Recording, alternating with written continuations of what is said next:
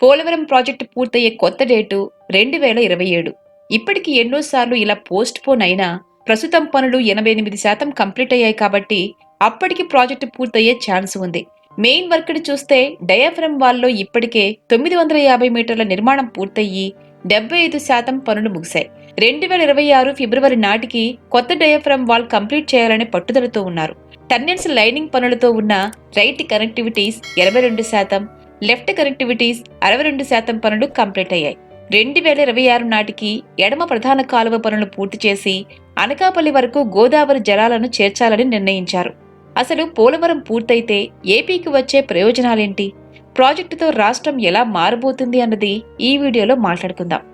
ఆంధ్రప్రదేశ్ భవిష్యత్తును పూర్తిగా మార్చేసే ప్రాజెక్ట్ ఈ పోలవరం ప్రాజెక్ట్. ఈ ప్రాజెక్టు పూర్తయితే ఆంధ్రప్రదేశ్కు వచ్చే ప్రయోజనాలు భారీగా ఉండబోతున్నాయి. ఈ ప్రాజెక్టుతో వ్యవసాయ పరంగా, నీటి భద్రత పరంగా, అలాగే విద్యుత్ ఉత్పత్తిలోనూ, వరద నియంత్రణలోనూ, ఆర్థికంగానూ ఇలా అనేక రూపాల్లో భారీ లాభాలైతే ఉంటాయి. వీటితో పాటు పరిశ్రమలు, ఉద్యోగాలు కూడా వస్తాయి. భవిష్యత్తులో ఆంధ్రప్రదేశ్కు 30 నుంచి 40 సంవత్సరాల వరకు నీటి భద్రత ఉంటుంది. ప్రతి సంవత్సరం గోదావరిలో భారీగా వరదలు వస్తాయి. ఈ వరద నీరు ఎక్కువ భాగం సముద్రంలో కలుస్తుంది.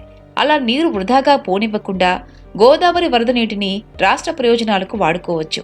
ఈ నీటిని ఏడాదంతా ప్రణాళికాబద్ధంగా నిల్వ చేసుకోవచ్చు. ఈ నీటితో లక్షల ఎకరాలకు పైగా పంటలకు శాశ్వత సాగునీరుని అందివ్వచ్చు. పోలవరం ప్రాజెక్టు పూర్తయితే దాదాపు 7.2 లక్షల ఎకరాలకు నీరు అందుతుంది.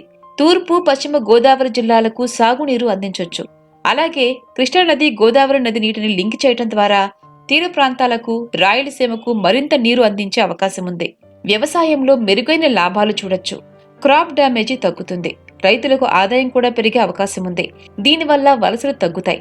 రైతులు 3 పంటలు వేసుకోవచ్చు. ఆక్వాకల్చర్లో మళ్లీ బూమ్ మొదలవుతుంది.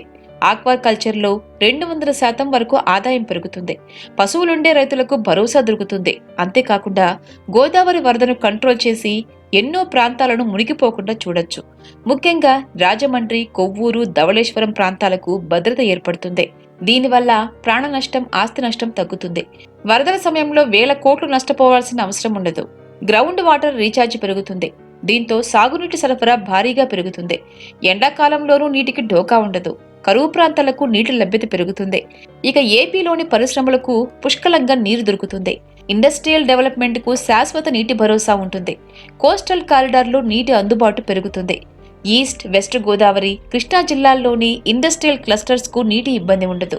ఫుడ్ ప్రాసెసింగ్, ఆగ్రో ఇండస్ట్రీస్ పెద్ద స్థాయిలో పెరుగుతాయి. దీంతో పెట్టుబడులు, ఉద్యోగాలు పెరుగుతాయి. పోలవరం ప్రాజెక్టు వద్ద హైడ్రో పవర్ ప్రాజెక్టు నిర్మిస్తున్నారు. ఈ ప్రాజెక్టు ద్వారా 960 మెగావాట్ల హైడ్రో పవర్ ఉత్పత్తి అవుతుంది. పీక్ లోడ్ సమయంలో ఏపీకి భారీ స్థాయిలో ఈ విద్యుత్తు ఉపయోగపడుతుంది. థర్మల్ పవర్ పై భారం తగ్గుతుంది. దీంతో విద్యుత్ ఖర్చులు తగ్గుతాయి. మొత్తంగా ఏపీ ఆర్థిక వ్యవస్థకు పెద్ద బూస్ట్ అని చెప్పొచ్చు. రెవెన్యూ కూడా పెరుగుతుంది.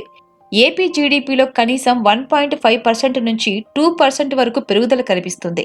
దీంతో పాటు ఏపీలో భవిష్యత్తులో నీటి బేస్డ్ ఎకో టూరిజం అభివృద్ధి అవుతుంది. రిజర్వాయర్ ప్రాంతాల్లో boating, river front development, echo park, hill valley tourism ను డెవలప్ చేయొచ్చు. గోదావరి వ్యాలీ టూరిజం వల్ల కూడా ప్రభుత్వానికి ఆదాయం వస్తుంది. ముఖ్యంగా పోలవరం ప్రాజెక్టు పూర్తయితే అంతర్రాష్ట్ర వివాదాలు తగ్గుతాయి. గోదావరి నీటిపై రాష్ట్రానికి చట్టబద్ధత వస్తుంది. నీటి కోసం పొరుగు రాష్ట్రాలపై ఆధారపడడం తగ్గుతుంది. భవిష్యత్తులోనూ నీటి వివాదాలు తగ్గే అవకాశం ఉంది.